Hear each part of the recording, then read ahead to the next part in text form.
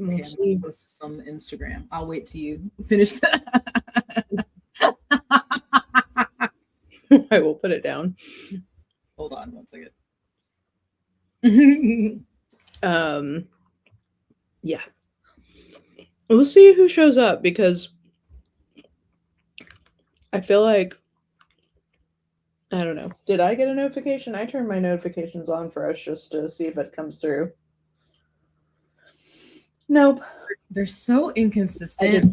I have heard sometimes people like, I got a notification, and then other times not, or like I've done it for myself, and I'm like, oh, I see something, and I'm like, oh, I want to watch that, and then I forget, and I'm like, it didn't notify me. I mean, I was worried about this one because whenever you change the time on a live stream, I feel like the notification rate goes down. Like, because originally we were going to do this on the 1st. Oh, because you already had it up? Mm-hmm. I already had it up, so. But okay, we got some people. Hey there. Hello. Good morning. Good evening. Guten Tag. Guten Morgen. Guten Tag. What's good? Good evening. Guten Abend. Guten Abend. Hello. Oh yeah. Welcome to our Taps. I'm Jess. I'm Mara. It's been a minute, so sorry.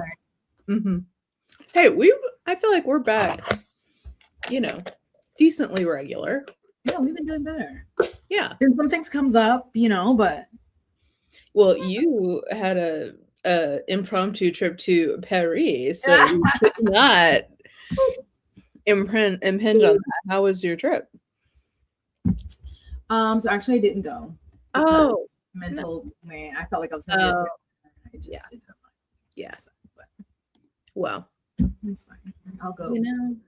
Hopefully you had a good Minty Bee break. Mm-hmm. Hey, Dad. Hello. Oh, I'll post on Blue Sky, even though I know most people are not there.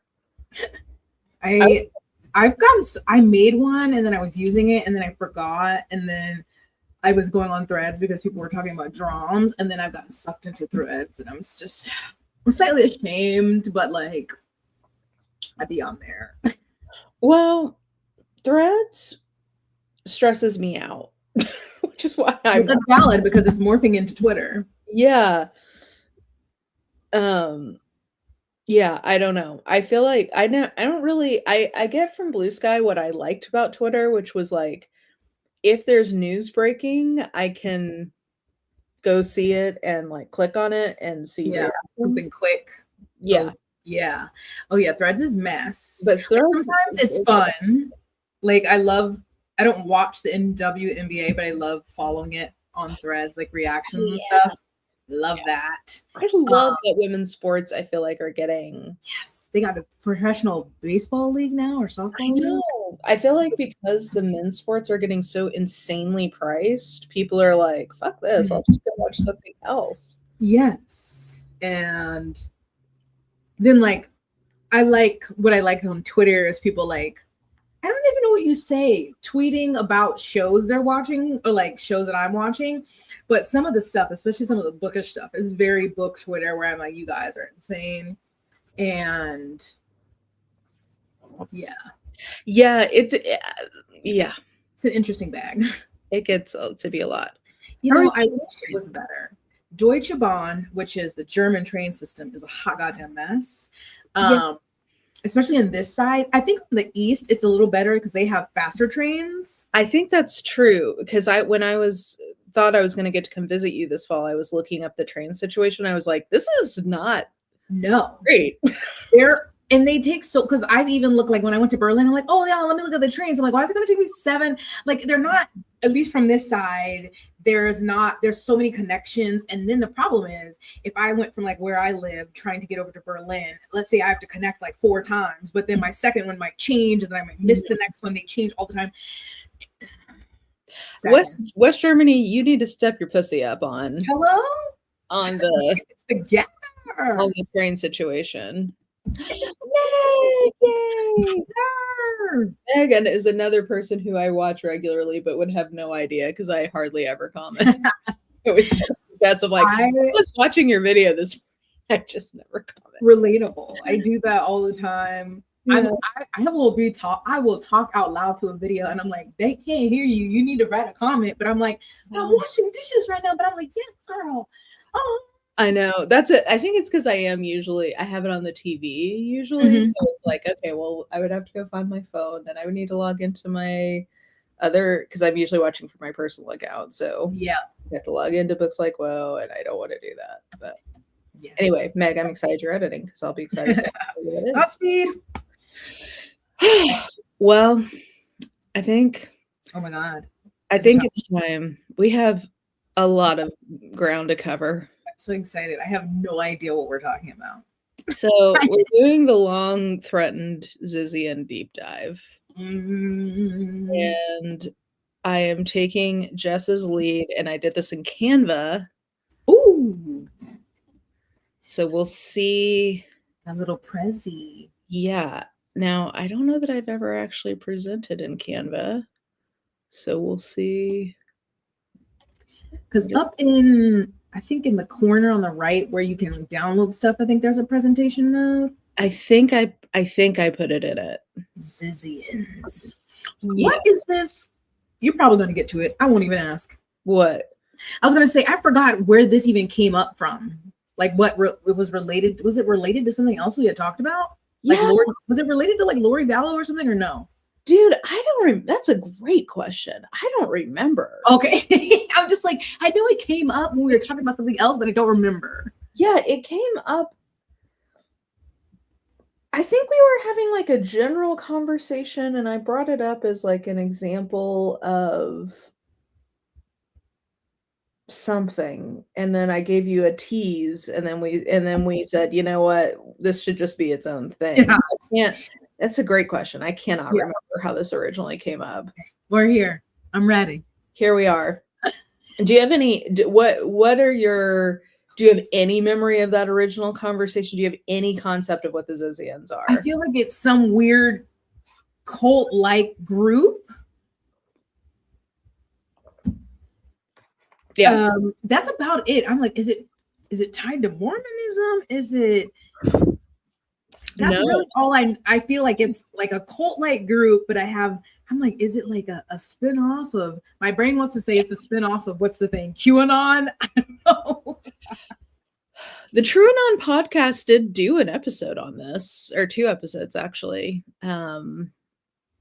So, you know. Yeah. But yeah, cult-like is usually the adjective used in the headlines. Okay. Or, oh, that's right. I like this because you can see where my thing is pointing. Transverted. Oh. Huh? This is the oft condensed take on what the Zizians are. The TMC? Mm-hmm. This is what I think well, we'll get there, but it would not be surprising to me if you said the Zizians and someone said, "Oh, isn't that trans murder cult?"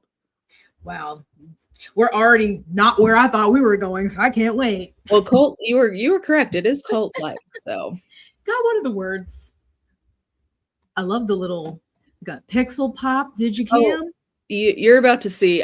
This was graphic design is my passion. Yes. I've been working on this for the last few weeks, just like putting slides in. So there's way too many slides because I didn't do it all at once. So I just was like, oh, what about this? I'll make this. Having fun with PowerPoint, basically. Okay.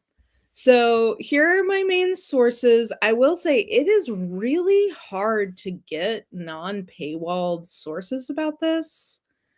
Like there's a lot of, from what I can tell, the San Francisco Chronicle has some good coverage, but I wasn't going to pay for a full subscription just to get a few articles. Yeah. I wish that they would I wish more places would let you buy per article because I'd be really willing to do that. But yes, I'm like, I don't want to subscribe to you, New York Times. I want to read this one piece And and then I'm be gonna on. move on. Yeah. Yes. Why I can't guess they do that? I guess they know that. Hey Mo. Yeah, Rapture yep, that is definitely yeah, What a time. same vein. But if people want to read or learn more about this, I'll have more at the end. But my main sources for this are going to be Behind the Bastards, did 4 episodes on this. There is some good coverage from the Associated Press. So thank you for not having a paywall, Associated Press. And then good old fashioned Wikipedia. So, okay. We're going to start with the rationalists. That's where this all begins. Have you heard of um the rationalist online space? No. Okay. Yes, it is in the title of that episode. Okay, well then let's dive on in because This looks so good. what is rationalism? If you can't tell, I went into a deep internet theme here because I appreciate it so much. Paint Web 1.0. So the rationalists define rationality to include epistemic rationality, coming to true beliefs about the world, and instrumental rationality, acting in a way to achieve one's objectives. The rationalists are concerned with applying science and probability to various topics with a special attention to Bayesian inference. Okay, that's a lot. That's the Wikipedia definition. Okay. Basically, this is a group of online. Well, okay, I'm trying not to be too pejorative here, just because like where this goes and the kinds of people I've been aware of online who are into this stuff, I don't necessarily love their vibe. But the charitable interpretation is that like they're sort of like a new age of enlightenment kind of group. And there's a lot of like, we want to embrace technology, but we want to do it in a rational way that is likely to get us the outcomes that we want from technology. We should apply like the most logical and like up-to-date science and research to like get those ends, and we can figure out what the most rational way to behave is by writing a lot of like, this is where I can't help myself. A lot of like undergraduate philosophy blog posts. Like, there's a lot of like indefinite, like, or like interminable. Like these people all have computer science degrees, and they should have gotten a double major in philosophy. That would have solved a lot of this vibe. It's just to have like an opportunity to be in a classroom with other people who want to talk about these like basic logic problems for like a full academic year. What is Bayesian inference? I'm so glad you asked. Let's talk about some terms. Oh, that will come up. Sorry, I've got that on a different slide. I thought it was okay. But yes, we'll talk more about that. We're going to talk about some of their like hot topics, and I hate that we have to do it. As I said, terms. I'm sorry you have to know these. I'm sorry that you have to know this stuff, but like all of the stuff that this. So this is a point that Robert Evans makes that I really agree with, which is like the headline is trans murder cult, but the reason that it hasn't really like become. The reason you haven't heard as much about it is because there's a lot of nuance to it, that it's not just like a trans murder cult. And like to understand how they got to where they got to, and to make this like valuable beyond just the like, you know, spectacle of them killing a bunch of people. I think it's worth engaging with the online community that they grew out of, because they are still very much kicking around. They're writing New York Times bestsellers. You will recognize a lot of the names of people who have donated to their non-for-profits. Like these people are running the government right now. So, yeah, it's worth understanding what their deal is, even through the lens of a sort of sensationalist offshoot of this online movement. I didn't. Okay. Well, at least we have this fun theme to see all of these terrible terms on. Yes. Oh, also, A lot of libraries subscribe to the New York Times, and you can get a day-long code for them to access New York Times and New York Times cooking and games. That is news we can use. So thank you, Erin. That is very good to know. Cheers. Yes. And yes, Web 1.0, my girlies who were there. What a time. It was a beautiful time. Okay. Oh, sorry, go ahead. Oh, no. Oh, okay.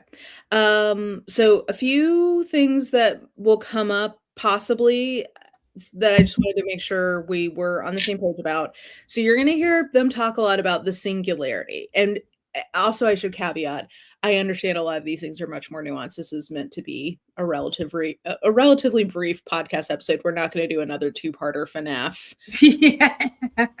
So we can't get into every detail. This is meant to just be like layman's understanding. So the singularity is this belief that in a godlike AI entity is going to emerge at some point that will be like all powerful, and it will like that's inevitably the course of where human technology is heading. Oh, I don't like how we're starting. Yeah, well, let's strap in. Oh, Yeah. So all of these things kind of are premised on the idea that the singularity is going to happen at some point. There are two big blogs that are like really popular in these communities. One's called Slate Star Codex, and the other one is called Less Wrong. Less Wrong is the one that's more relevant for our purposes, but just FYI, those are the two like big blogs that people are working on. And I will say part of what's interesting about this online group, it is very cult-like, and they do have basically like a version of scripture in some ways, one of which we will talk about at length. But Less Wrong in particular, it's very like it's so there's a dude named Eliezer. I'm not totally sure of the pronunciation. Eliezer Yudkowsky. And part of what's interesting about this group is that I would say if we were going to say there is a rationalist guy, it's probably him, but he does a lot of sort of like group sourced scripture creation by letting people write on this Less Wrong blog, and like all of these people are keeping their own blog. So it's sort of like blogs are even today are like a very big thing for this group, for this like online cohort. So there's a lot of blogs, but these are the two most important ones. We've got two organizations. So MIRI is the Machine Intelligence Research Institute, and it's basically an AI think tank of like, how do we make sure when the singularity emerges that it's good and not bad? And it was started by Yudkowsky. And then CFAR is the Center for Applied Rationality. It is basically a glorified self-help group. It's giving very like Tony Robbins, Scientology before it became cult. But its stated goals are like how to help people be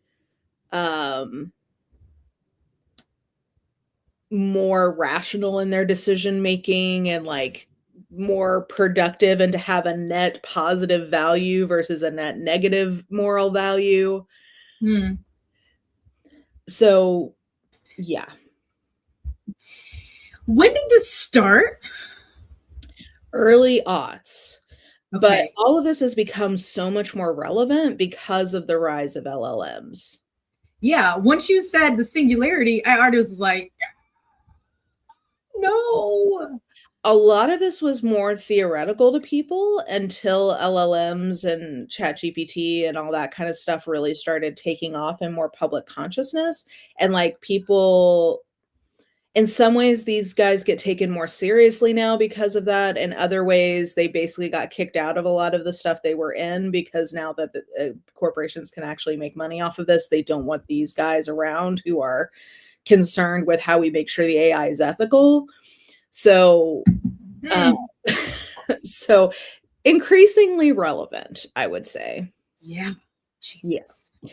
Some key people, I think that's the next slide. Yeah. Some key names you're going to hear. Anna Salomon, she is, I think currently, or at least at the time of all this happening, was running CFAR. I already mentioned Eliezer Yudkowsky. I'd say if there's like a guy, it's him in this community. Rocco, you're going to hear a lot about. He's a user on Less Wrong. So this is his username. I don't know, or there. I don't know their gender. Alice Monday is another person in the rationalist community who Ziz, who we haven't gotten to yet, considers to be a mentor. So wanted to mention that she's like an established rationalist person. Brian Tomasic is a ethicist, I guess maybe would be the right way to say it, who's kind of on the fringes of this, like he's related to this movement. His whole thing is like, we shouldn't think about suffering as an individual thing. We should think about it collectively. So like, how do we make sure that the collective amount of suffering goes down versus like an individual level of suffering goes down? I think his like one of his more like memeable takes is that he thinks that NPCs in video games are borderline sentient, and therefore their suffering should at least be theoretically somewhat considered. So Oh. Yeah. But his big thing is that he basically thinks animals are sentient. So like their suffering matters as much as humans' suffering matters. And then Ziz and Gwen are our two main thinkers of the Zizians. And you will hear much more about them. Are they named Zizians after Ziz? They are indeed. Yeah. Wow. So let's talk a little bit more about what rationalists think. So we talked about, so the goal of the rationalist discourse, in Yudkowsky's words, is to raise the sanity waterline of humanity. What?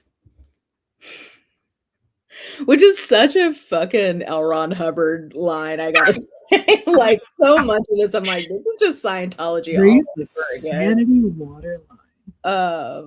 Okay. So we talked about rationalism, like kind of strictly what that is. Okay, effective altruism. This is a big one for them. So advocates impartially calculating the benefits and prioritizing causes to provide the greatest good.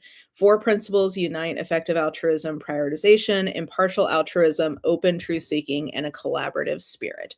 So basically, it's a fancy way of saying you have a moral imperative to do the most good for the most people, like, period. And you need to figure out, like, it's not just that you should do the most good for the most people. You have an ethical imperative to base your decisions on how to do the most good for the most people. Okay.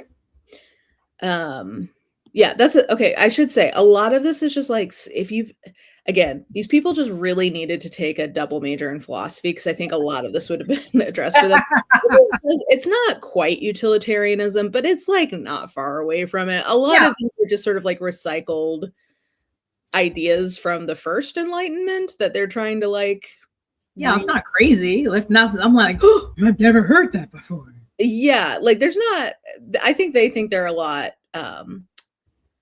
more insightful than they are, in my opinion, as somebody who's had some level of theological and philosophical training. I'm like, okay, this is pretty. They're like, oh, you should aim to do good. Yeah, crazy. Bayesian inference. So this is a statistical term, but they want to apply it to philosophy. And basically what this means is like, it's kind of a way of talking about the scientific method, like if I'm going to boil it down, of just like, hey, once you find out something that you thought was true is not true, you should update your like assumption set or belief set to match what is actually true. Oh. Okay. Yeah. Makes sense. Yeah. Again, fancy ways of saying pretty, stuff. And then the last one I think is one of the most interesting parts, or like one of the more unique elements, I guess, of what they actually are offering. So they have this concept of friendly AI. They have a belief again, the singularity is going to come. Therefore, it is incumbent upon us to do everything that we can to make sure that when it comes, it's friendly and aligned with human flourishing and not evil. When they say it's going to come, do they mean it's going to originate on its own, or that someone is going to create it, whether purposefully or inadvertently? Kind of both. Like they think it is an inevitability of the direction of human technological innovation. Okay. So it could be purposeful, it could be not purposeful, but like it's inevitable is one of their underlying assumptions. Regardless of how. Yes. It's coming. So therefore we must prepare for it and be like very careful. And I think they would argue like try to bring it about like try to bring it about and bring it about in a way that it therefore is friendly. Like it would be irresponsible to let it arise without us trying to make sure it's friendly. Yeah. So these are kind of like the baseline beliefs. Mm-hmm. You might be asking, who's into this? Well, since your initial thing, before I even see those words, I was like, oh, I know who's into it. Once you're like, some of these people are in the government. And then, yeah. I would say that the unifying, something that really comes through as you listen to these people write and talk with each other, I would say a unifying thing among them is that they all think they are very special boys, girls, and non-binary pals. Like they think they've got a lot of main character syndrome energy happening. They definitely think like it is on us to make sure this happens and that it happens in a way that's ethical and responsible, and like we have an imperative that us special people are the ones who need to do this. Oh, I love that it says Silicon Valley blowhards. Yeah. So great title. Yeah. People who have been like associated with or donated or engaged in this community include people like Elon Musk, Peter Thiel, Vitalik Buterin, Dustin Moskovich, Sam Bankman-Fried, and Jan Tallinn. So all of these are people who have donated to these organizations at some point in the past. So like, that is wild. Yeah. Peter Thiel. Doesn't he have some? Never mind. We don't need to go down that. What's that one who keeps talking? Who made OpenAI? What's his name? Keeps talking. Oh god, Sam Bankman-Fried. I think. Isn't it Sam Bankman? Wait, who created OpenAI? I can't think of, because I can't describe him. He just looked like a generic white man. But he keeps saying stuff. I'm like, this is crazy. He's like, yeah, AI is gonna take over and no one's gonna have a job and it's gonna be great. And we're like, is his name Sam Altman or something? Oh yeah. Maybe a different Sam. Maybe I think I get confused because they're both Sams. Yeah. So they've donated. Wow. Yeah. So this is something that definitely, at least at a certain period of time, has a lot of like purchase in the Silicon Valley community. AI ethicists are definitely interested in this. That's what Miri is, at least again for a time. I'm not sure how it stands at the moment, but like they were getting serious funding from different and like grants from different organizations to like pursue how to make sure that AI is done ethically. So AI ethicists are definitely into this. I call the next group the terminally online. So people, as am I, like me too. But like this is definitely, it's a community. So like people who are into internet communities that are very actively engaged, like they're more susceptible to getting into this because this is a very active and engaged community with a lot of, interactivity that is possible because people are so into this. Now there's a post-rationalist community on Twitter that calls themselves Teapot, which is this part of Twitter. And then computer nerds. You are going to hear from a lot of people who are like very smart, very talented computer scientists, mathematicians, economists. Like there are some legit, very smart, talented people who get into this. I think I'm not going to say that all of them are neurodivergent, but there's definitely some component of them that are neurodivergent. And I think the aesthetics of how rationalist engagement online works is very appealing to somebody who has that kind of way of looking at the world, like a more quantitative. So there's a lot of computer nerds who get very into this. Well. Yeah. Okay. Now we're going to talk about a few more concepts. So timeless decision theory is a big contribution from good old Yudkowsky. I'd say the best way to describe this is that you should make decisions in a way that sets you up to have future success. So you want to be somebody who makes good decisions in the past to make sure that those decisions pay off in the future. Maybe the energy or the vibe of this is if you want to be on the playground, you want everybody to know that if they step to you, you're going to beat them up. And therefore, in the future, nobody's going to try to step to you because they know you will beat them up. So like if in the past you establish that you are somebody who will whoop ass, it sets you up to never have to whoop ass. Okay. That's an example, but those are so a lot. Actually, let's go to the next slide because here's an example. I'm not even going to try to walk you through this, but here's an example of the kind of like thought problem that they engage with. And the timeless decision theory helps them make like guiding principles, I guess would be the way to put it, to answer some of these like philosophical or logic problems. It's sort of like their framework to do something like the prisoner's dilemma. Like a bunch of things like the prisoner's dilemma that they're constantly debating the right way to handle. And timeless decision theory is like one of the things that like underpins how they tackle these like thought problems.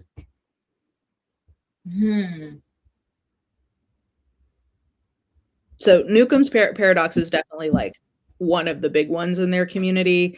And again, I find this tedious and very philosophy. I'll be generous and say 201, so I'm not even going to get into this. But this is the kind of thing that they spend their time debating. Yeah. Then let's talk more about effective altruism. So here's where that we talked about that earlier of like, okay, you should try to do the most for the most number of people, and that is your like moral imperative. Here's the toxic like path this ends up taking in these circles. So one, if I ought to help the most number of people possible, there are more future people than there are current people. Therefore, I should help future people, not current people. Huh? This is logic. This is rationality, Jess. This is logic. If you're trying to help the most number of people, there are more future people than there are current people. Therefore, the best way to help those future people is to create the super AI that is as good as possible. So I ought to put all of my money, time, and resources into making that super AI. How do they get from there to there? It's obvious. Duh. What? Okay. But you see why this is appealing to someone like an Elon Musk and Peter. Yes. You have a moral imperative to make as much money now to reinvest in making this good super AI. Ew. In fact, making money to make the super AI is the highest good, and doing anything besides that, like volunteering or donating to people now, is actually morally wrong. Because you're not doing the most good for the most people possible. Oh my God. This is insane, but this is exactly what Elandria thinks. It truly is. And I saw somewhere up here, So What? far, College Aaron is a card-carrying member of this cult. Brace me, she was a shut-in. That's the thing. On the face of it, effective altruism sounds like something we can all like think is at Yes. least a reasonable thing, which is like, yeah, okay, that makes sense that you want to do the most good for the most number of people. That's like a Yeah. reasonable philosophical position to take. Yeah. What happens is that all of these like reasonable like baseline things then get extrapolated through these thought problems to being like absolute not what this means anymore. Yeah. Like, It starts off trying to help the most people as possible. Great. I'm there with you. There are more future people to current people, so we should help more people in the future by building super AI. Give it all like, oh, I'm lost. yeah. So this takes a turn. It's get somebody also said the Age of Ultron. Yeah, it's giving you know it's like on the pay on the letter of the words it's like okay this kind of makes sense but it's like when you see how they're applying it it's like this is no bueno. Whoa, wow, okay. Yeah, so there's that one and then okay so now we're gonna play a little game based Ooh. on everything you've learned about what these people think. Let's see how you answer this question. So, an all-powerful godlike AI emerges. Let's review the scenario. We'll have some multiple choice, then you can pick your answer. Are you ready? Yes. Okay. How do you prepare now for the singularity? Based on, well, you can answer yourself or you can answer based on what you think they're going to say. But just what would you say the right thing to do? Me or what I think they would say? Either one. I think they would say, find a way, start building money up, and find ways so we can make AI good with our money. Okay, what would you say? What would Jess say we should do? Terrifying. Make it stop. Pull the plugs. Abort mission. Okay. delete. Delete the internet. Okay, so here's your options. 1, you can get your prep on and hunker down. 2, you can learn to fight and join the resistance. That sounds kind of like where you were going. C, sewer slide. C also sounds. And I should say, I didn't put a trigger warning. I think murder cult kind of implied there was going to be some discussion of death.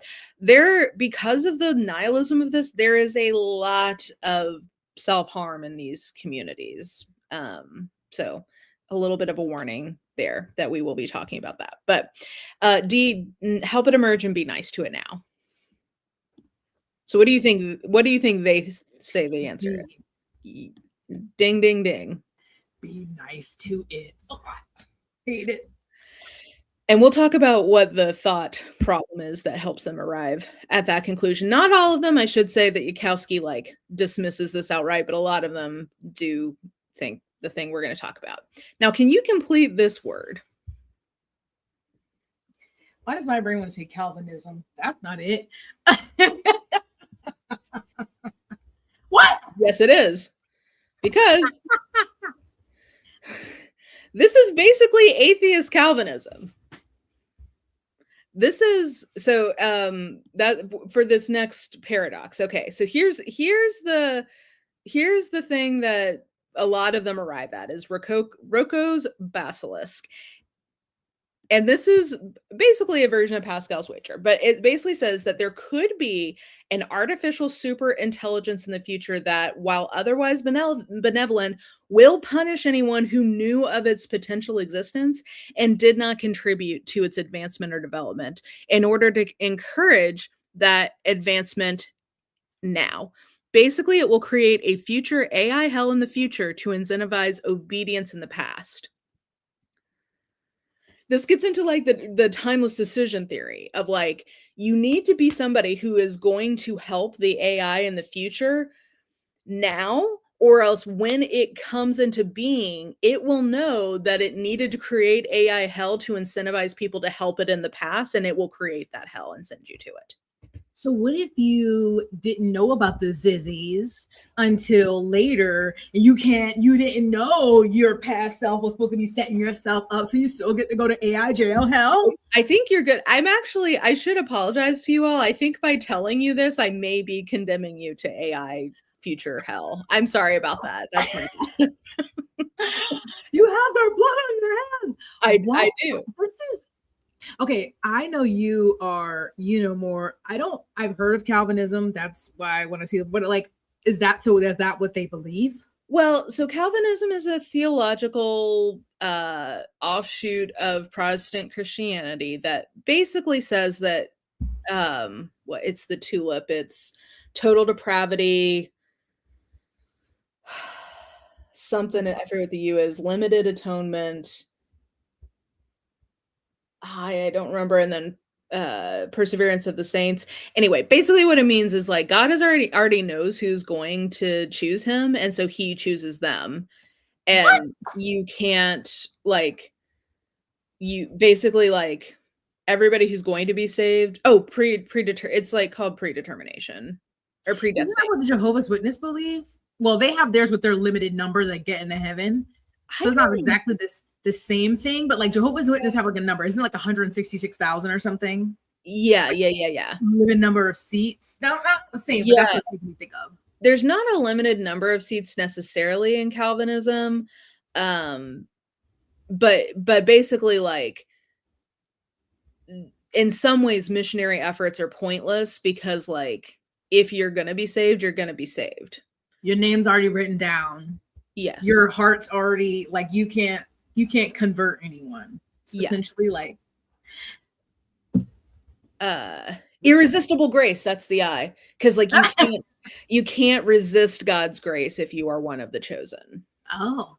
So, I mean, it's not actually literally Calvinism. This is not atheist Calvinism literally, but it's very much the same vibe. And therefore, it's like, okay, it makes sense that this comes out of the American Protestant work ethic, like Puritan basis of our culture, that this is like, because the Puritans were definitely Calvinists. This is it's more terrifying than I thought it would be. Yeah. Just want to go ahead and say that. Yeah. Yeah. So this is what is called an info hazard in these blogs, where like it's something that it's essentially like it's more detrimental than it's helpful. And Yudkowsky like rejects this and basically says this is nonsense. We're not going to talk about this. But this is something that like what is very pervasive. There are reports of panicked users were later dismissed as exaggerations or inconsequential, and the theory itself was criticized. But like people are when Rocco posts this, people are panicking about it. Like once this idea occurs to them, this like tortures them. Yeah, because you're like, well, I can't go back in the past and change what I did, and I'm only here now. I can't. And am I like being good, and am I doing enough now to not go what to is AI the level? What if you don't have more money to give to the AI pot? Yeah. For the future AI. Yeah.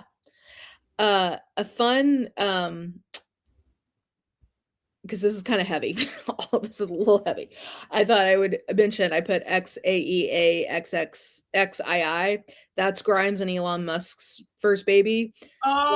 That baby would not exist if it were not for Rocco's basilisk, because Grimes put a reference to Rocco's basilisk in one of her songs.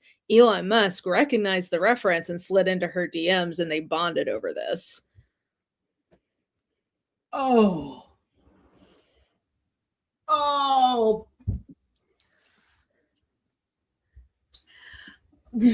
my Lord.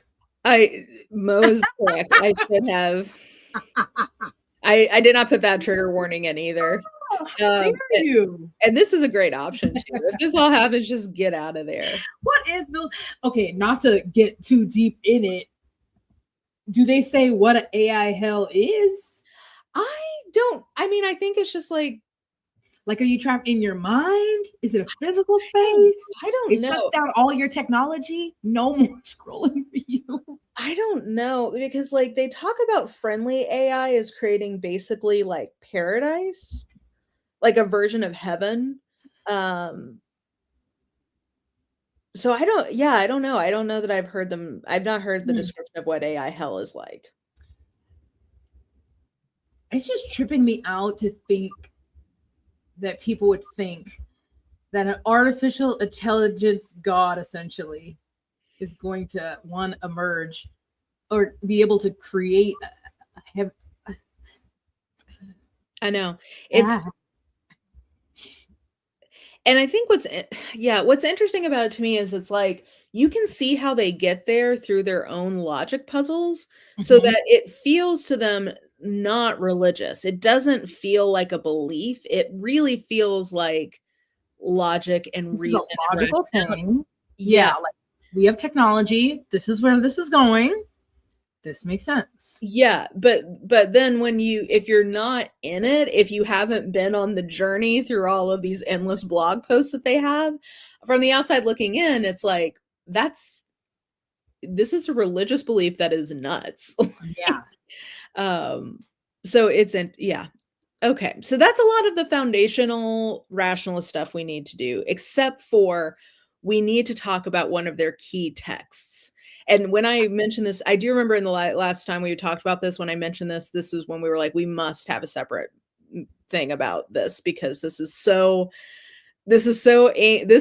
how they would get you, Jess, into this. Uh-oh. Are you ready? One of their foundational texts. What is it? Oh God. Wait, is that rational fanfic you told me about? And then Yes. I don't think I got that far into it because I was like, what? Oh my God. This is the broccoli and the brownies approach to spreading rationalism. We're going to make some Harry Potter fan fiction. And remember, this starts, actually, I'll click to the next one. This starts in February 2010. So this is prime Harry Potter internet time. Oh my God. Those who were there know. If you know, you know. This was like peak finding out that they shit in the hallways time. Pottermore. Okay. It was on everyone's bio, had their Hogwarts house. Mm-hmm. Oh my God. I totally forgot about, I mean, it's still on my Kindle. It's still on my Kindle. Well, okay. So it runs for 5 years. It's 660,000 words, which you're more in touch with fan fiction at this point than I am. That's still a big one, right? That's massive. Because like even like some of the long ones I've read, the longest one I've read was like 500,000. And that's because I mean, I think those are bigger than a Brandon Sanderson Stormlight Archive. Yeah, 600. Woo! I mean, 100,000 words is usually about 400 pages. So this is like, what is that? That's like, this is approaching Bible length because I think the Bible is like 700 something thousand words, and there's fanfics longer than that. Yeah, and it only covers the first year. What? It's only his first year. It's very wide reaching. It's been translated into Russian. I think maybe some other languages, but that's the only one I could. It's only the first year. It's just the first year. Does he write more that's the other years, or not that I know of? But I have the summary from Wikipedia. Would you like to read this aloud for us? Okay. Oof. In this fan fiction's alternate Harry Potter series universe, Lily Potter magically made her sister, Petunia Evans, more beautiful, allowing her to marry Oxford professor Michael Varys. When their nephew Harry James Potter is orphaned, they adopt him as Harry James Potter Evans Varys and homeschool him in science and rationality. When Harry turns 11, Petunia and Professor McGonagall reveal the Wizarding World and Harry's defeat of Lord Voldemort to him and Michael. Harry becomes irritated over the Wizarding Society's inconsistencies and backwardness. When traveling to Hogwarts, Harry becomes distant from Ron Weasley and befriends Draco Malfoy and Hermione Granger. And it just goes on and on. But oh my, why Harry James Potter Evans Varys is ridiculous. I also love that Lily had to make Petunia beautiful so that she would be worthy to marry this Oxford professor. That detail really tickled me.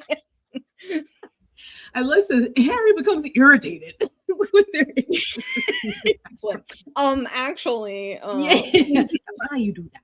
So people go buck wild for this shit. And Jess, the question is, based on what you've heard, would you read this one? Now I'm like, maybe I should go back to it. I don't know though. That's really long, but maybe I can't say no. I just can't imagine spending my one wild and precious life reading nearly a Bible length fan of Harry Potter being mad at people for not being rational For 1 year. for One a year. Oh, okay. A critique. So this is a different, like an outside perspective. In his 2012 book, Singularity Rising, James D. Miller, an economics professor at Smith College and one of Yudkowsky's acquaintances, praised H.P. Moore as an excellent marketing strategy for Yudkowsky's pseudo-scientific sounding views due to its carefully crafted lessons about rationality. While he criticized Yudkowsky as profoundly arrogant for believing that making people more rational would make them more agreeable to his ideas, he nonetheless agreed that such an effort would gain him more followers. Which I feel like is a pretty like polite academic read of like, okay, yeah, like I guess this is a good way to spread your ideas, dude. You do you. Yeah. So but I should say HP Moore is critical to this entire story. This is that fan fiction. Like I said, it hits like at peak Potter time, and it captivates an entire generation of terminally online computer geeks. Like there's a ton of people, Ziz included, who read this when they are in their teens still, and then when they grow up, Yudkowsky is an absolute like idol to them. And it really helps draw people into the movement and specifically makes Yudkowsky like the equivalent of a J.K. Rowling to them. How old? See, because you said Ziz, they were reading this as teenagers. How old was Yudkowsky when he wrote this? Or like when this was put out? That's a great question. I don't know. I mean, he started being online in the early aughts, so I'm going to guess that he's probably in his like mid 40s to maybe mid 50s now, somewhere in there. I would say he's like either very elder millennial or young Gen X kind of age group. Yeah. This is a great point. I forgot that Lori Vallow did believe in their own fan fictions. This is not the first time that fan fiction has entered the Watoot canon. And yeah. Yeah. Okay, so we've just spent the last like 45 minutes talking about rationalism. We haven't even gotten to the Zizians yet. So okay, yes. You're thinking, how do they factor into this equation? How do they? Let's talk about this. So basically, the Zizians are an offshoot of the rationalists. And the reason they become an offshoot is because Ziz has some fringe, even for the rationalists, ideas between her and so it's Ziz Lasota and then Gwen Danielson. They together cook up some real humdingers that even the rationalists can't get into. And they become increasingly isolated from the rest of the rationalist community, and things start escalating so that they end up being their own kind of little commune in the Bay Area and actually across the country by the end of this. So let's talk about some of the people. I would say the one thing to keep in mind, this group is never that big. It's honestly, I've seen people compare it to the Manson family, and that I think is a pretty good parallel actually with some of the stuff that happens. I'd say the Zizians are a combo of Scientology and the Manson family in terms of what ends up happening, because I think ideologically they're a lot closer to Scientology, but in terms of like having a little commune in the desert of California, the main leader not being the one to like really get their hands dirty, but like is kind of pulling a lot of the strings. Like there's definitely some viable Manson comparisons. At any one time, though, I'd say the biggest they've gotten is about 20 people, from what I can tell, maybe up to 30 in terms of like people who've cycled in and out. But these are some of the names you're going to hear. And actually, I think on the next one, I have some pictures where I could find them just so you can kind of visualize who all is involved. So Ziz Lasota is the eponymous creator of Zizian, Wow. the Zizians. I should say the trans part of this is that many people in the Zizians are trans women or non-binary people. I am going to do my very best not to dead name anybody, but it does get confusing in some of the articles if people are separate people or if one name is their dead name and one name is their preferred name. I've done my very best, but I do apologize in advance if I accidentally dead name anyone. That's not my intention. But Ziz is kind of the main person, but I'd say her second in command is Gwen Danielson. And they are really responsible for coming up with a lot of the like unique elements of Zizianism together, because they end up living on a boat together in a tiny room, not sleeping and just talking about ideas nearly all day long, like most healthy people do. Yes, of course. No drugs involved. Yes, drug. Well, not confirmed what all drugs are involved, but I think it is fair to assume, based on some of the stuff that gets reported, that I think that, especially because they're in the Bay Area, I think that they're tripping on K a lot of the time. I think maybe some psychedelics are coming into the equation at times. Hard to say. They don't make that like a centerpiece of what they're doing, but I think that's a fair inference about what's going on. And also, we should say that because a lot of these folks are trans in some capacity, a lot of them are transitioning during this as well. So, like, there's a lot. Hormones. Yeah, there's a lot going on in terms of like your interior life and your intellectual life at the same time. So anyway, Gwen and Ziz are the two main ones. Key people you will need to know for where we end up in terms of murders. We've got Michelle, sometimes referred to as Jamie. Not sure what her preferred name is. Zajko, I think is how you pronounce her last name. Key person for, I think, 2 out of the 3 groups of murders. Daniel Blank is also involved with Michelle as her roommate. Teresa Youngblood and I should have renamed this one. This is Ophelia Burkholt, I believe is her name. I should say Ophelia is a German citizen, which becomes relevant later. Max Snyder is engaged to Teresa Youngblood, so they are engaged. And then Emma Borhanian is another key person. 2 other people who you'll need to know their name, there's so many people in this. Alex Leatham, Suri Dow, and Alice Monday also all come into the equation. So, but I couldn't find pictures for them. So this is our crew.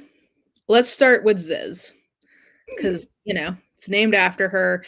She's a trans woman, and she did take her name from a different piece of online fan fiction that is some kind of angel, I think. I don't know. Oh, I don't know. So, fan fiction all the way down. Okay. I'm not going to dead name her, but she is a trans woman. She was born in Alaska in 91, and her dad was an AI researcher at University of Alaska. So she's from Alaska, and her dad is also a computer scientist.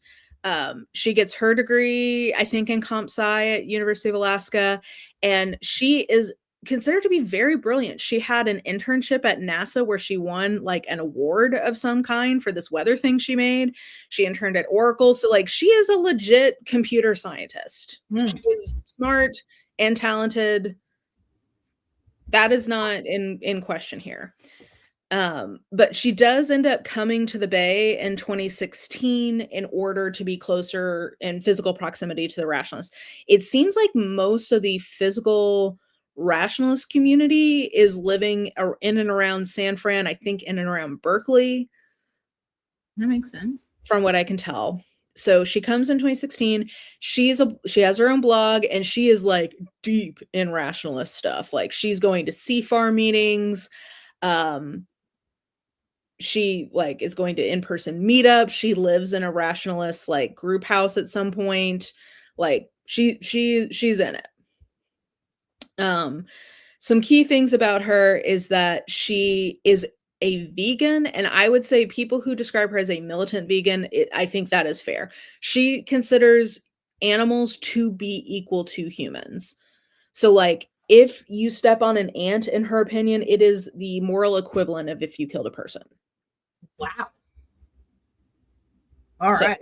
she is very, and she is also extremely upset that the rest of the rationalists do not agree with her. This is going to be like a key breaking point. Mm-hmm. And another thing is that she identifies as a Sith, as her religion from Star Wars. Like, oh, okay.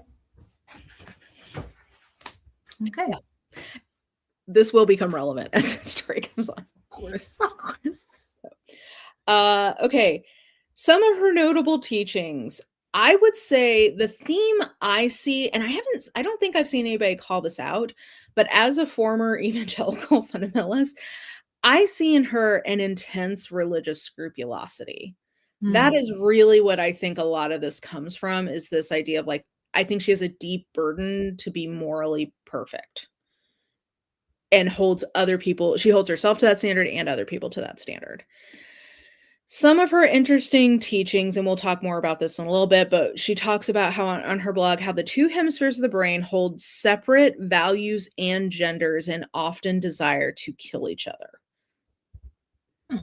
So that's a fringe belief that I think actually comes from Gwen, but she's the like popularizer of it.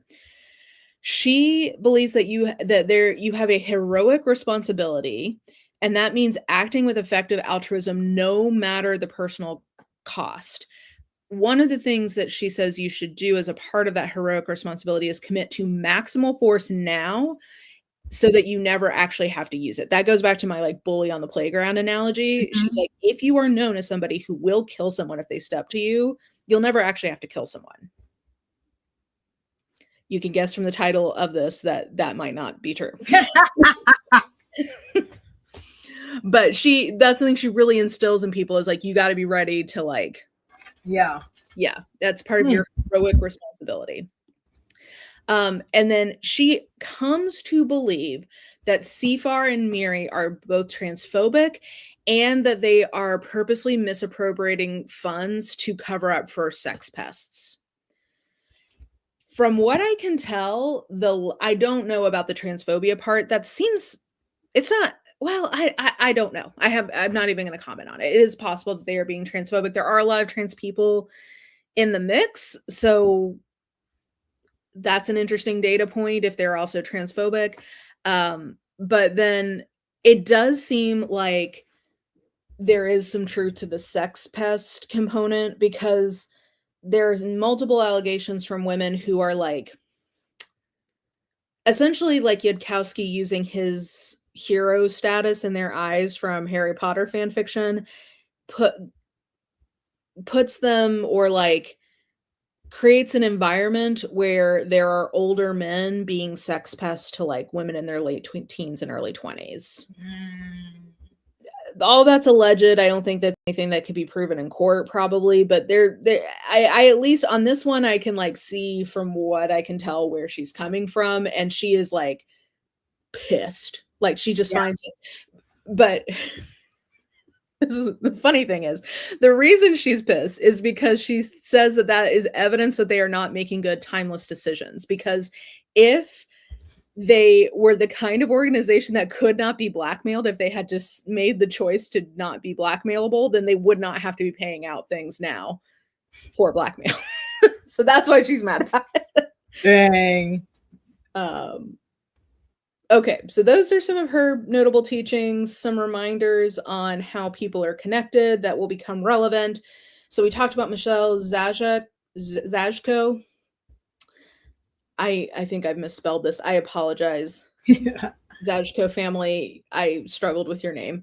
Michelle's the one in the group, and then she has two parents Richard and Rita. They live in Chester Heights, Pennsylvania. I put a picture of their house so you can see that they like have money. Mm-hmm. Like they are doing well. They own multiple properties. She comes into money at some point. Michelle, from what I can tell, is a genuinely brilliant data scientist. So that's a connection you should know. Then these two, like I said, are engaged. So these two knew each other from their private school days. It doesn't seem like they had a romance, and I can't tell if they ever actually got married. I know that they filed for a license. It seems after the fact, like probably Ziz asked them to get married for like legal coverage reasons. But anyway, they're engaged. That will become interesting later on. And then these three live together at different points of time in Vermont. So Daniel Blank, Alice Monday, and Michelle Zajko. Michelle and Alice at some point were girlfriends, but I don't think by the time most of this happens, they still are girlfriends, but I do still think they were living together, possibly. It's, again, a little confusing. Okay. How are we feeling about all the people? Oh my gosh. Good. Okay. Enough. Any questions? Not the moment. I'm interested to see where this goes. I just feel like I tried to make this understandable, but there's just so many people. Yes. And the things they believe are so crazy. Okay. So what is a Zizian? Zizian derives from the name of Ziz Lesotho, who is often characterized as the leader. The Zizians do not use this name or consider themselves to have a clearly identified leader. That is important. They don't even necessarily think of themselves as being members of a group. But the people who are living together with Ziz as their informal leader advocate for anarchism, militant veganism, and the notion that the hemispheres of the brain can have distinct genders and conflicting interests. They have been widely described as a cult. So the analogy I would make is that they are an offshoot of the rationalists, and rationalist is to Zizian what Dianetics was to Scientology, if that makes sense. So Dianetics is the slightly... Mara? Oh, are you back? Okay, yes. Sorry. Oh, sorry. I paused for a reaction and got none, so I was like, maybe I I think my internet switched. Yeah. Anyway, it's up. Sorry. No, you're fine. So basically Dianetics is like the slightly less toxic and more like publicly acceptable version of Scientology. Versus Scientology is where it like gets more extreme, more controlling, yeah, all that good stuff. And it is, I think, important to note that they don't personally identify as Zizians. Like that's something that's a label that's been put on them versus something that they... Interesting. Yeah. Okay, now we got to bring back Rocco's basilisk. So Ziz chooses to reject this, she says, but it keeps coming back up over and over again. So I think you can't discount how influential this whole thing was on her thinking. So she believes the basilisk to be real and wrote on her blog, "Eventually I came to believe that if I persisted in trying to save the world, I would be tortured until the end of the universe by a coalition of all unfriendly AIs." So she is very afraid of this. She says she chooses not to believe it. But she clearly has a lot of influence from it still. I mentioned again Pascal's wager, Newcomb's paradox equals Rocco's basilisk Calvinism, which is some places call an implicit religion. So like it's not technically a religion, but it has all the hallmarks of like having an eschatology, having some kind of version of like rapture slash, condemnation, whatever. So I don't know. Like like I said, basic doomsday religious bullshit. Like that it Yeah. really is kind of just doomsday cult stuff.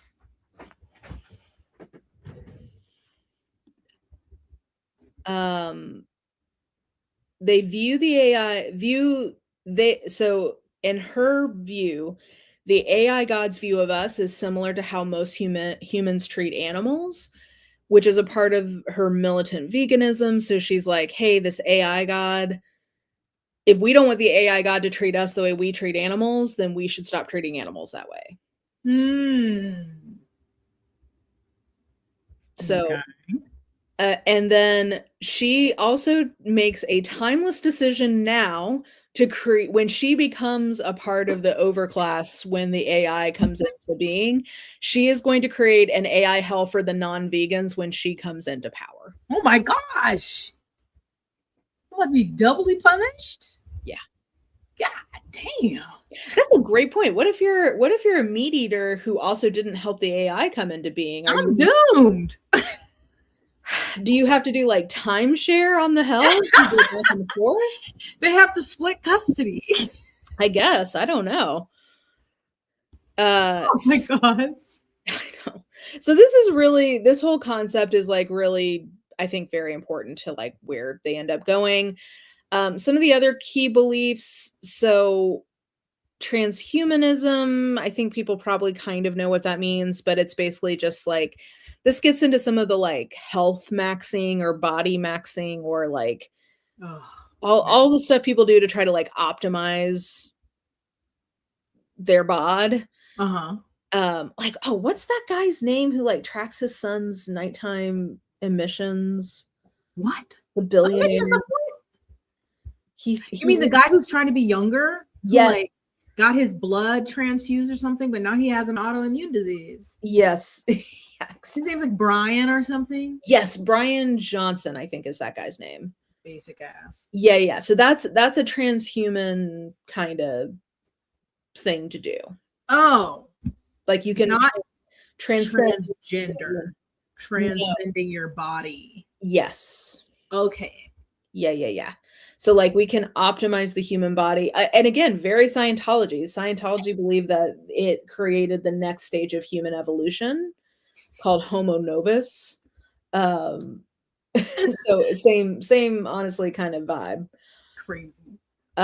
She also, so this is something we haven't talked about, unihemispheric sleep. This is something from Gwen. So I guess in animals, other non-human animals, it's not uncommon for there to be some species who do unihemispheric sleep where one half of the brain is sleeping and the other half isn't, as like I think like a survival tactic, so that way you're not fully helpless. But they basically want to use they want to like induce unihemispheric sleep in their group members so that they can jailbreak their minds to become sociopaths. This is not a Kindle. What do you mean jailbreak their mind? Listen. They definitely got to have some drugs involved in that process. You're just like, yes, sir. Closing one side, other side is awake. Yeah, I didn't really get a lot of details on how they did this, and honestly, I don't think I want to know. But again, I know I keep beating the drum on Scientology, but very Scientology of like thinking of the brain as basically like a computer or a piece of technology you can break. They refer to the things that they do with this as mental tech, which is also something Scientology talks about. Yeah. And then double good. So this gets back to the two hemispheres of your brain having two different genders, and one can be good and one can be bad. In rare individuals, you can have two bad hemispheres of your brain. Those are very bad people. And then you can also be double good, which means you have two good halves of your brain. Would you like to guess who is considered to be the double good in this commune? Ziz. How did you know? Oh my God. Of course. Of course. Yeah. And then, oh, I'll come back to this. Okay. It's giving Scientology. This is great. Other themes. So Gwen is into the idea of being an otherkin. Have you heard of otherkin? No. This is, I don't want to disparage the otherkin community. My layman's understanding is that the otherkin are basically trans furries. So people who believe they are trans in the sense of like being an animal as their true self. I might be wrong. Oh. Yeah. Oh. But Gwen believes that when the good AI comes, if she helps it manifest, then it's going to give her, or sorry, them, sorry, Gwen ends up using they, them pronouns. Gwen believes that the good AI will give them a dragon body if they help it come into being. Just Gwen or everybody? That's what Gwen wants. Okay. Yeah. So good for Gwen. Okay, Gwen. Debucketing is basically a fancy way of talking about like reframing current social constructs so that they don't bother you anymore. That's something they talk about. True hero contract. This is where so the hero contract is an actual psychological term, it sounds like, but Ziz's idea about it is that because she is a double good, and because her community recognizes that she's a double good, they therefore have a contract that they need to feed her energy so that she can maximize her power and influence. Okay. So All right. I don't totally know what it means to feed her energy. I don't know how they did that. Again, maybe drugs are involved. I don't know. Yeah. Sewer slides. Oh yeah. Okay. So it turns out when you try to teach people how to do unihemispheric sleep, it can have really bad impacts on their health and specifically their mental health. I would never think that. Yeah. So at least 2 people who Ziz was involved in either teaching them how to do unihemispheric sleep, or one of them she was trying to talk out of doing a mass shooting on the rationalists. 2 people ended up dying by suicide. So even before we get to the murders, there are people losing their lives. I mean, jailbreaking. Why do they want him to become a sociopath? Because then you can make ruthless, timeless decisions when you need to. They basically think they treat mental illness like almost like a superpower that you can turn on and off. So like when you need to be a sociopath, you can be a sociopath. When you need, this is their words, not mine. When you need to be autistic, you can be autistic. Like you can like swap in different modes depending on what the situation calls for. Wow. Yeah, interesting belief. And then she she does really start leaning into the Sith thing. So she starts walking around in dark robes everywhere. A lot of them do. At one point, you'll see that she asks somebody to kill Alice Monday, probably because she saw Alice Monday as her mentor and because there can only be one Sith Lord at a time. That's not fun. But she explicitly says that she wants to convert Gwen to the dark side. Okay. So yeah, basically things get more and more extreme as time went on and the community became increasingly isolated. This increases Ziz's controlling nature and paranoia. They also end up moving on to a boat because of the rent prices in the Bay Area. So they get this dilapidated tugboat called the Caleb, and they call it the Rationalist Fleet. Interesting. Which they eventually sink because it is leaking diesel and nobody will let them port anywhere.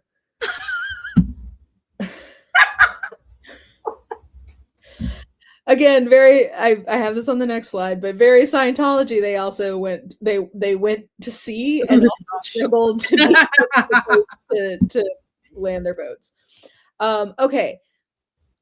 This builds up to the Sonoma incident where in 2019, so Ziz, I would say between 2017 and 2018 is becoming increasingly disaffected from the mainstream rationalist community because of those things I was talking about, of like the transphobia, the sex pest stuff. Um, yeah, they just are increasingly not happy with the mainstream rationalist community. Eventually, Anna Salomon, who runs CFAR, says that Ziz should be disinvited from their events. So things are escalating. Eventually, there's this retreat at this like ritzy woodland, whatever, because a lot of these people are really rich, by the way. So CFAR is at this retreat. They intend to block the road into the retreat and hand out flyers about like what they did wrong or what they're doing wrong. They get there the Zizians get there too late, so they end up blocking them in. There's a lot of miscommunication about exactly what they're doing. To be fair to the situation, it sounds like it was reported that they had a gun and an axe, which was not true. They just had flyers. But the police come, and because they heard they were armed, they essentially use like maximal force on them. So it's a really traumatizing event, it sounds like, for the 4 Zizians who were there. I believe all of them were trans women, and they were like mocked and humiliated about that by the police, which is obviously awful. And I'm sure very traumatizing. Like, it was just like a big traumatizing event for them that kind of radicalizes them. Mm-hmm. So that's in 2019. Let's see, where are we? The fleet, talked about the themes. Okay, and at this point, like, things are really kind of starting to turn dark. Mm-hmm. So here's kind of like some high level timeline stuff before we get into the murders. So we've already talked about a lot of this. She buys her sailboat in 2017, and they stay on it until about 2020, 2019. So the protest happens in 2019. So they met this guy named Curtis Lind when they were living on the boat, who also had a boat in that area and would also sometimes live on it. He's like 80. He has some land that he's looking to retire to. So he's like, look, you guys can, have like a trailer or whatever on my property, pay rent at like a reduced rate or whatever. So they agree to do that. They start living out of box trucks, and they move on to the Vallejo land. A big warning sign here in 2021. So Michelle Zajko, that name is my name. It's online discourse bullshit.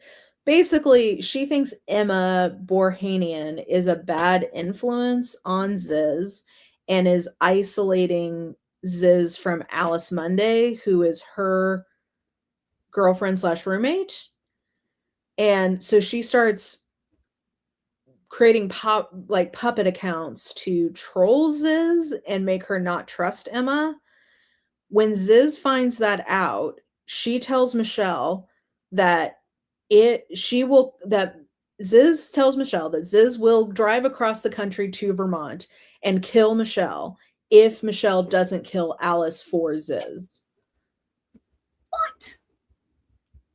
This is the Sith element, because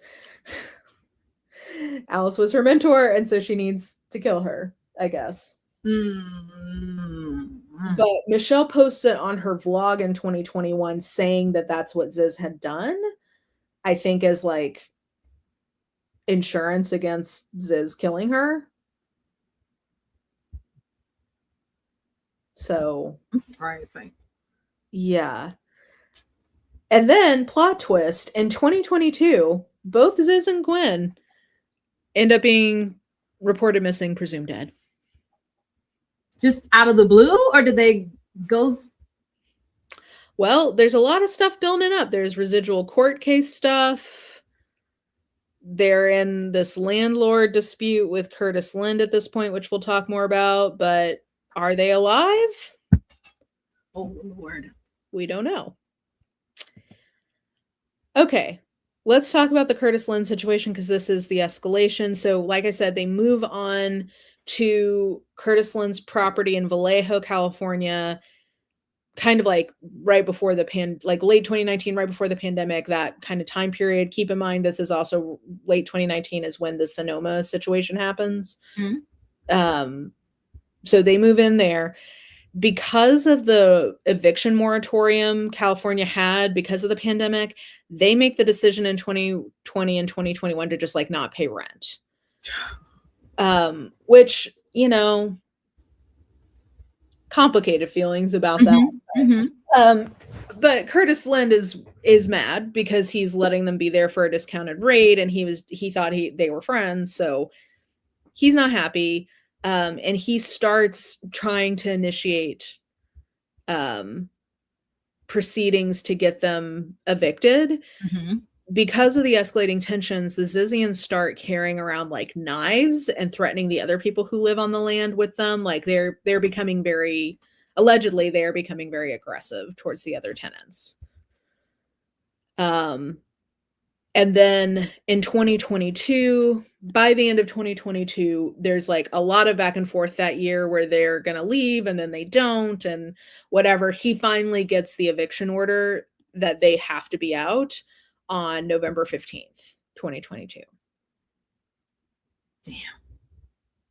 So basically, coming up to the murders, we got a lot of problems. Mm-hmm. California is really expensive. Lind is getting fed up with not getting his rent. They are not going to have a place to live. Where are they going to go? 2, the police charges are starting to accumulate related to the Sonoma incident. So there was like failure to appear. There's just a lot of back and forth with that incident. They end up countersuing, or they end up suing the department for like discrimination based on the way that they were treated and them saying that they were treated that way because they were trans. Like, mm-hmm. There's just a lot of legal stuff going back and forth. They've been cut off from the rest of the rationalist community. So like they are based on the thing in Sonoma, but also just like generally their beliefs becoming increasingly extreme. Like they are just out of the picture with the rationalists. And then they've got drugs. They've got this hemispheric sleep thing happening. That's meaning they're not getting full sleep. Ooh. And they also, like I mentioned, a lot of them are transitioning or like early in their transition. That's going on. And then they also just like have a lot of really extreme ideas at this point, like that maximum force, all that kind of stuff. Like the group dynamics are getting more escalated by the end of 2022. Yikes. So after an hour and a half, we come to the murders. Allegedly. Trigger warning. Okay. There are 2 different rounds of murders. At the end of 2022, there is an attack on Curtis Lind. Oh, no. He's 80 years old. They ambush him. So allegedly, this is all alleged. This has not been adjudicated in a court of law yet. And actually, I'll talk about that later. But they ambush him. They stab him 50 times, including stabbing him with a samurai sword. But somehow he survives. What? And he gets a couple of shots off at them, killing Emma Baranian, and then he injured somebody else. Damn. So that happens. The other thing that happens at the end of 2022 is that Michelle Zajko's parents are murdered in their home on New Year's Eve. By who? We'll find out. So that's the first round of murders, and these are not connected at the time. I guess they are, but not fully. It was not widely publicized, their connection at the time. Mm-hmm. Okay, and then there's 2 more rounds of murders in 2025. So Lynn survived that attack, but the day before a significant hearing in that murder trial, he is then stabbed again and had his throat slit on his property, allegedly by one of the Zizians. No. Yeah, he's 82. And he survived the first time. He survived the first one. The other thing that happens is that on the Canada border in Vermont, 2 Zizians are pulled over for a traffic stop, and they pull a gun and kill a border patrol agent, and one of them is killed in the crossfire. Why would they do that? We'll talk about it. But so that is 6 people dead through some kind of related incident to the Zizians are involved. Okay, so Chester Heights, Pennsylvania. This is the Zajkos. So in 2022, Michelle becomes estranged from her parents. So this is after her and Ziz have the full, like, Ziz threatened to murder her if she didn't kill Alice thing. After that, I think it's unclear exactly how deeply involved Michelle/Jamie was in this. I can't totally tell at this point if she is being coerced or if she is willingly participating. But anyway, her parents are really rich, so she becomes estranged from them because she's more into all of this rationalist stuff. But at the end of the year, on New Year's Eve, which is her birthday, her mom reaches out to her and wishes her a happy birthday and says she wants to, like, mend fences. They talk about some bonds she's due to inherit because she's turning 30. And then Michelle doesn't ever reply to that. But that night, Richard and Rita are shot to death in her childhood playroom surrounded by her old toys. And it's not clear who did it at first, but they do come across some Ring camera footage with what looks to be Michelle and 2 unknown other people coming out of the house after it happens. And they do briefly take her into custody while she is back in Pennsylvania for the funeral. Ooh. Damn. Yeah. And lo and behold, the other 2 people who are taken into custody at this time is Ziz and Daniel Blank. Now, Ziz, I thought, was dead. Oh my God. Turns out, what's she doing in Pennsylvania? I don't know, but she was declared dead. Her parents had a funeral for her and wrote an obituary and clearly thought she was actually dead, but no, she's not. She's back. So she basically faked her death. The Coast Guard, so she was reported as having gone off the side of the boat, and the Coast Guard searched for her for 30 hours looking for her body, but she just fully faked this death, which is pretty good. Yeah. I'm seeing people are like, what is happening? Yeah, it is a lot. Like, yeah, it's just this. We'll talk about why this isn't getting more press, because this is a very sensational story. Yes, I have never heard of it. Yeah. Okay, so that's murder numero uno. Then talking about Lind, so basically he gets lured onto the property in 2022 to help fix something. They ambush him. He survives. We talked about that. It should be noted, though, that the Zizians have always maintained that Lind was the aggressor, not them. So as this court date was coming up, they basically, it is believed that they wanted to silence him because he was the only non-Zizian witness there. So if he's dead, then what happens to the case? It probably becomes a lot harder to prove. So Max Snyder, if you'll remember, he's the one who is engaged or married to that other lady. He's the one who killed Lend. So that Lend can no longer contradict their assertion that he was the first aggressor. Then the border shooting. So what happens there? Why? It's kind of hard to, I don't think we fully know. So Ophelia had overstayed her visa. She's a German citizen. So I don't know if she was on a watch list. There is it sounds like DHS was surveilling them based on a report from a local property owner who got weird vibes from them that they were up to no good. So it does seem like she was kind of on their radar. They were armed. To be fair to them, they were coming from the gun range, so I don't know that they were specifically armed to protect themselves in that moment, but they were armed. And then the motive is kind of like I don't think we really know.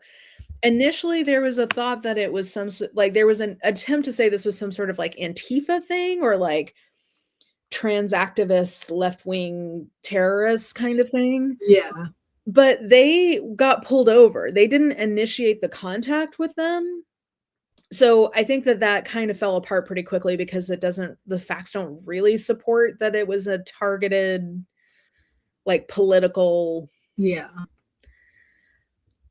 So we know Teresa, who was the other Zizian in the car, she did pull her gun first, and Ophelia was killed in the crossfire. So, I mean, it kind of goes back to that whole maximal force thing we were talking about of like, if you decide that you're going to always be the one to have maximal force,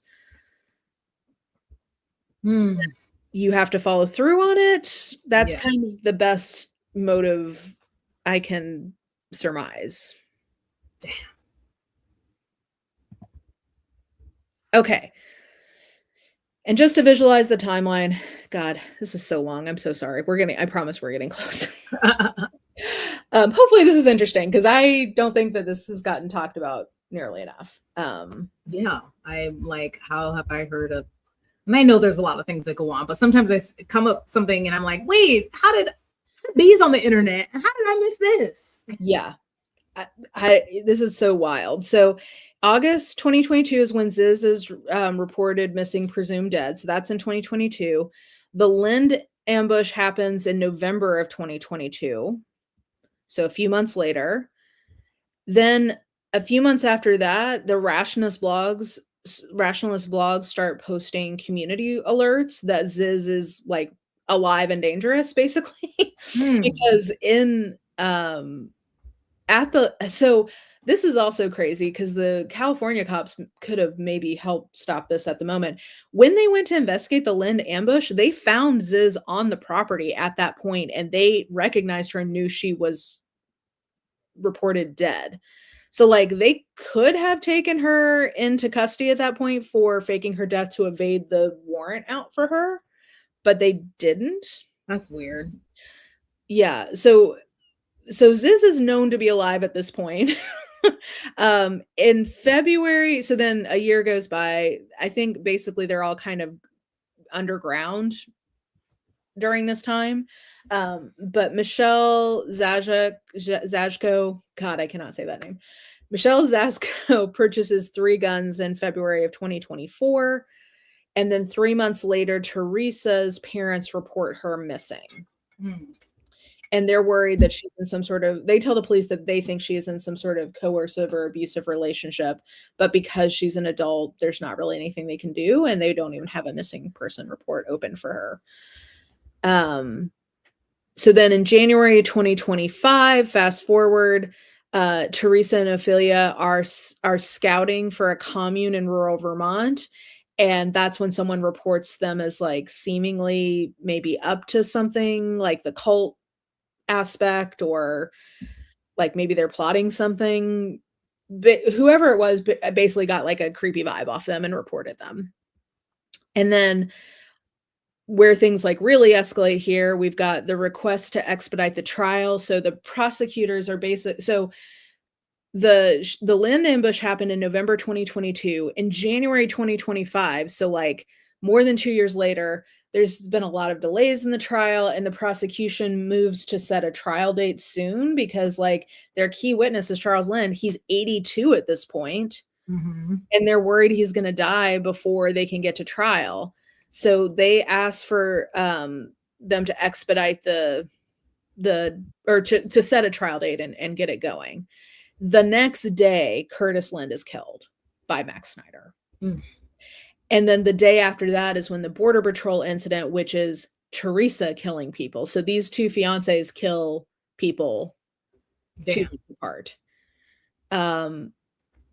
A month later, early 2025, Ziz and Michelle are both arrested for obstruction, gun possession, conspiracy, and trespassing. I believe mostly related to the Border Patrol incident, but in part, I think Michelle's also, some of those charges are for her parents. But it wasn't until just a month and a half ago that Michelle is officially arrested for her parents' murder. Dang. So it took a long time. Sheesh. Yeah.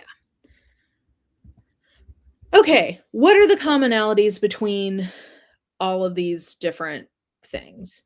So California and Pennsylvania, both of those have direct material gain for the group. And Vermont is probably tied to consequence avoidance because Ophelia probably was going to get deported if they picked her up. That's the best I can do there.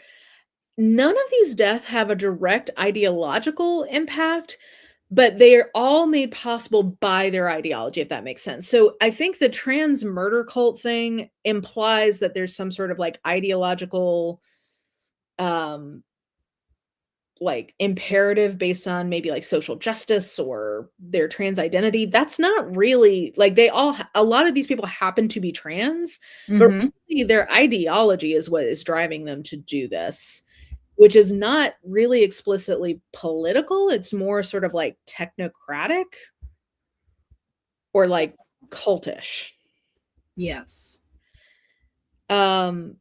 And then also Lind is allegedly killed to keep him from testifying, and now Ziz is alleging that she's being targeted so that she can't testify for Teresa. So that to me is sort of some circumstantial commonality. So basically, this is Daniel Mayland. He's the officer who was killed. These murders do seem to be ideologically motivated, but not in a normal way. It's more due to the heroic responsibility principle and their effective altruism principles than a clear political radicalization, if that does that make sense? Oh my God. Yeah. Okay. What happens next legally? Hard to tell. So like these trials are so poorly reported on for the most part. So the Vermont one, where there is a Border Patrol cop who's been killed, that I could find much more information on. There seems to be a lot more motions going back and forth. They are seeking the death penalty for Teresa Youngblood. And there seems to be like more publicity associated with it, probably because it involves a cop. Yeah. But for California and Pennsylvania, it was really hard for me to get an update on what's actually happening with those cases. It seems like most of these people, so I guess Pennsylvania, we do know what's happening. She just got officially charged like 6 weeks ago.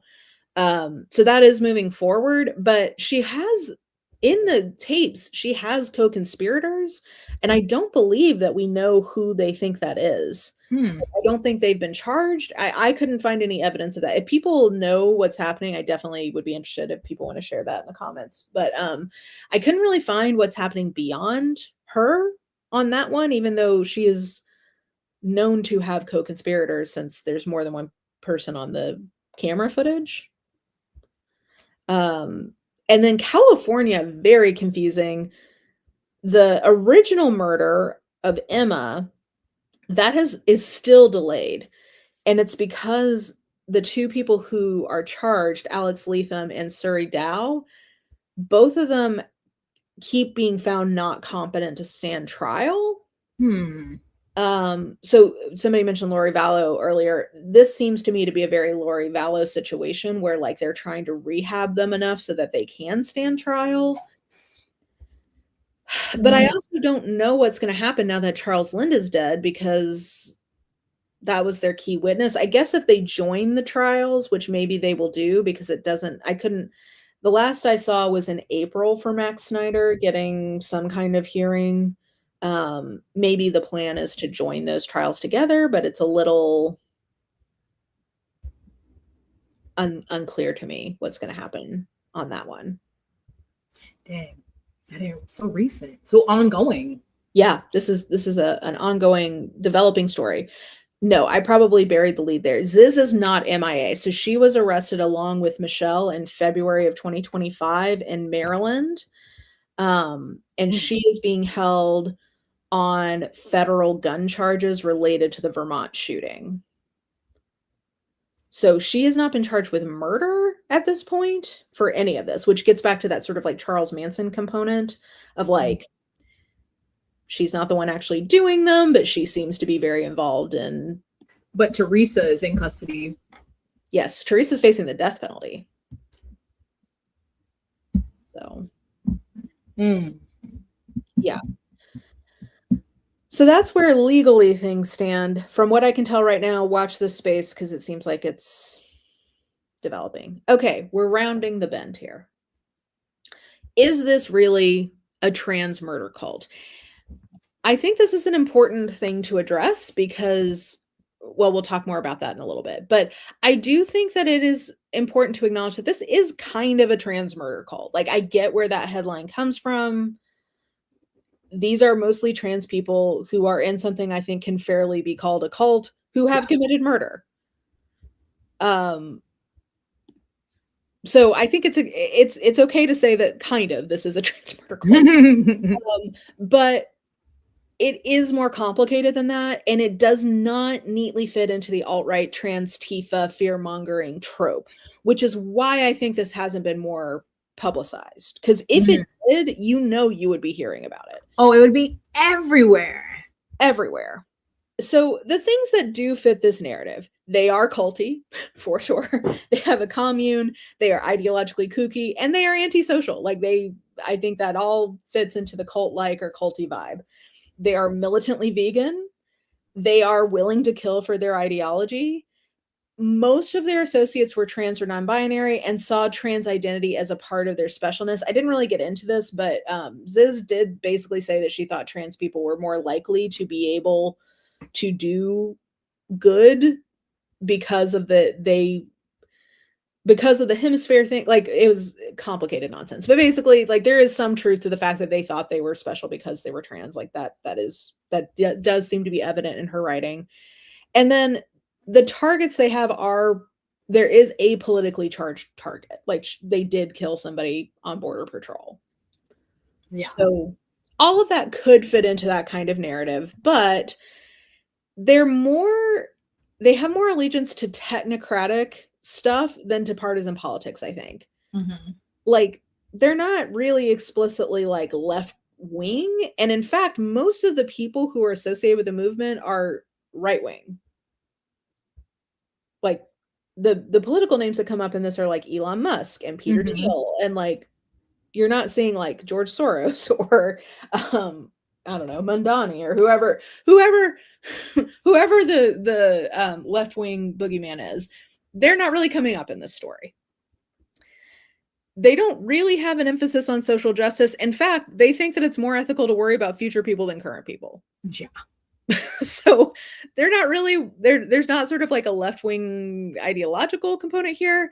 And there's also a lack of large-scale coordination. It's like they're not even the majority. They're a fringe group within a fringe group. Like, they already have a fringe community and they are like 20 people within that fringe community. Yeah.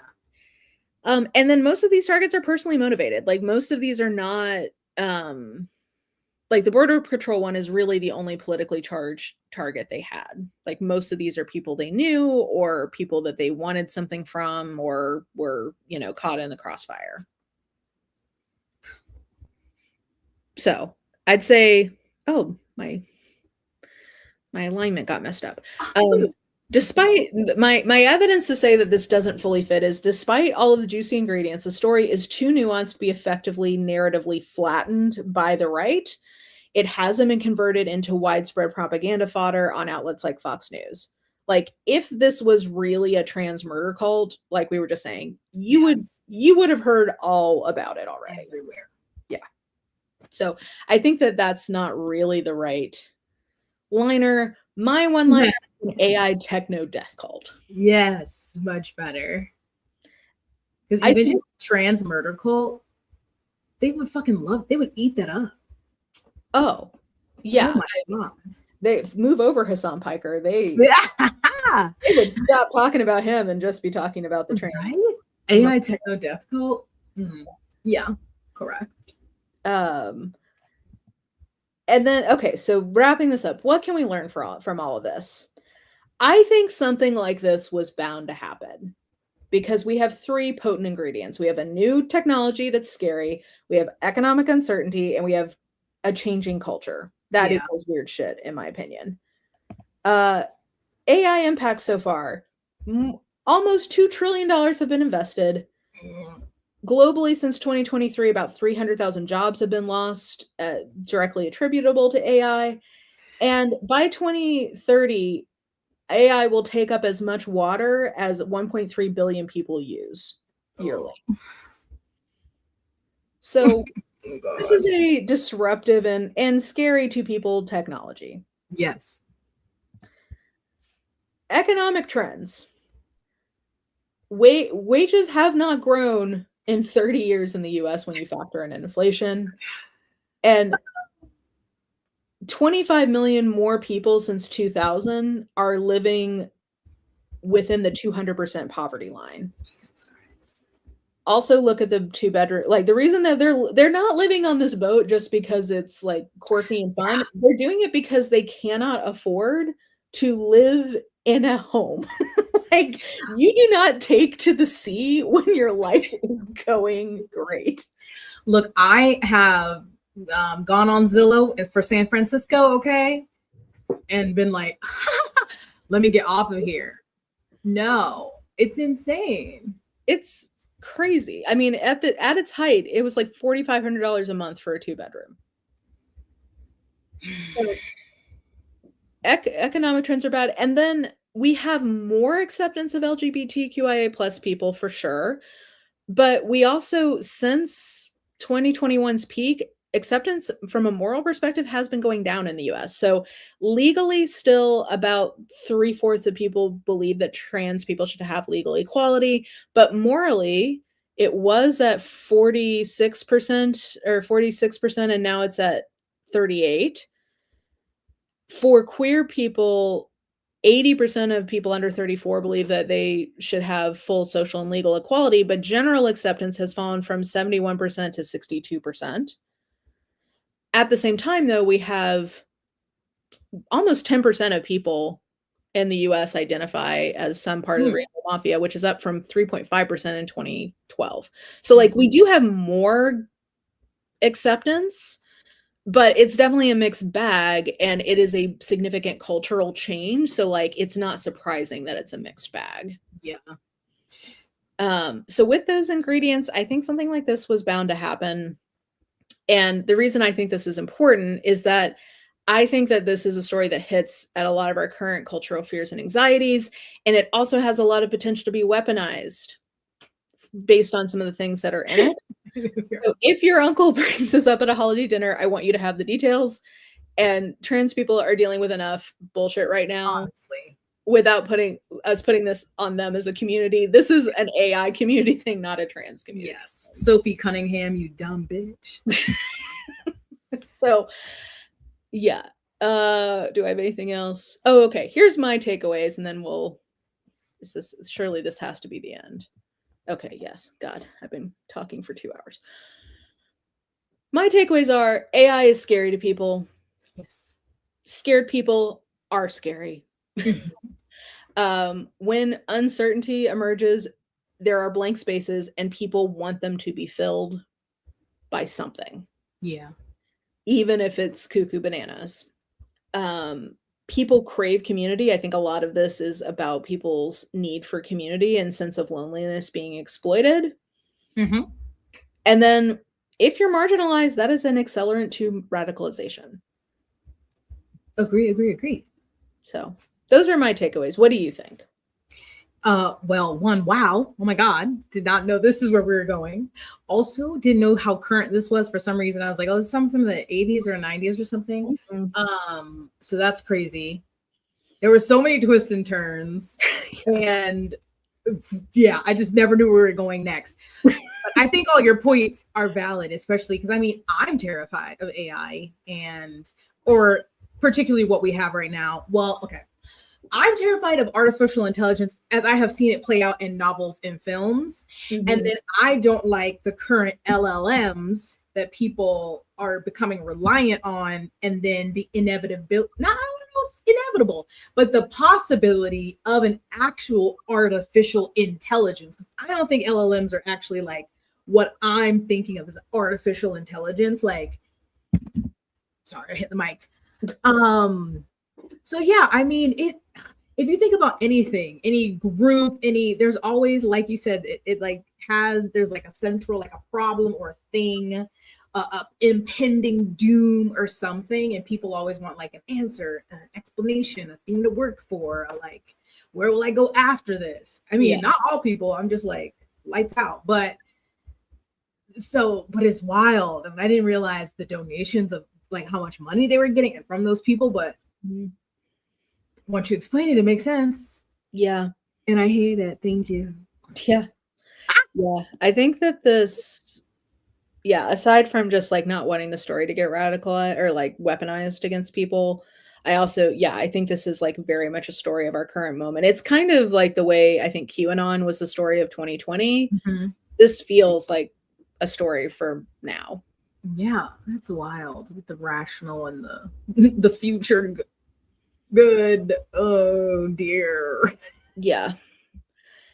And then if you want to learn more, I highly recommend the Behind the Bastards 4-parter on this. He went into even more detail than I just did, even though I feel like I've been talking forever. He especially went into a lot of the like background detail. And then TrueAnon had a 2-parter. There's also a briefer segment they did on Chapo Trap House if you want like a 20-minute version. There, if you're more interested in the true crime element of it, that chapter did a video that I think covers the like actual crimes pretty well. And then Associated Press and Wikipedia. And that's it. Bravo. That's crazy. Yeah, I've not heard of any of those names and like I know about Scientology, but I don't know as much about Scientology, and now I'm like curious. Oh girl, we can do a Scientology episode. But that is wild. I know you said the Zizian part is very small. How many rationalists do you think there are? I don't think it's huge, but I mean, I would say at its peak there were thousands of them probably. Is that dude Yudkowsky still alive? Oh yeah. Yeah. Yeah, he just had a New York Times bestseller last year, I think. What's it called?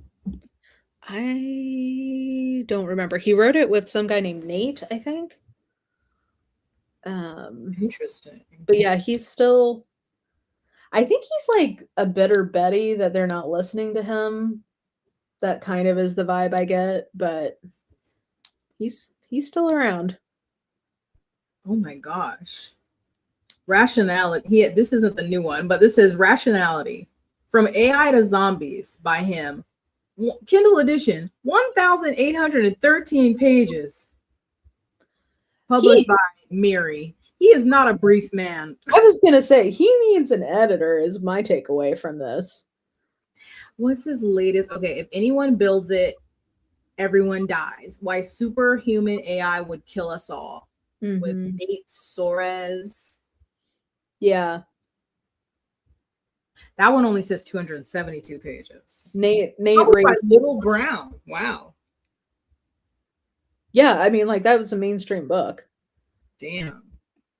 Thank you. I had fun making this. They were beautimous. That is life is a luxury at this point.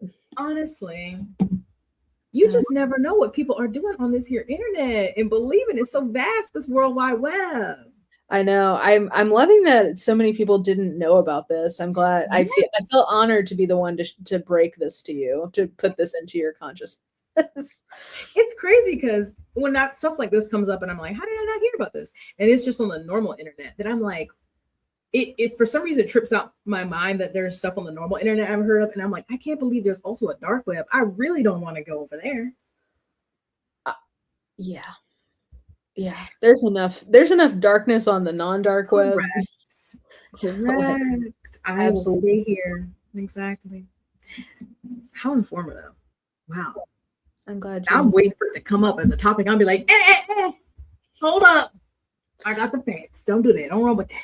Yeah. Well, hopefully it will help also make more sense about what these billionaires or these tech billionaires are thinking.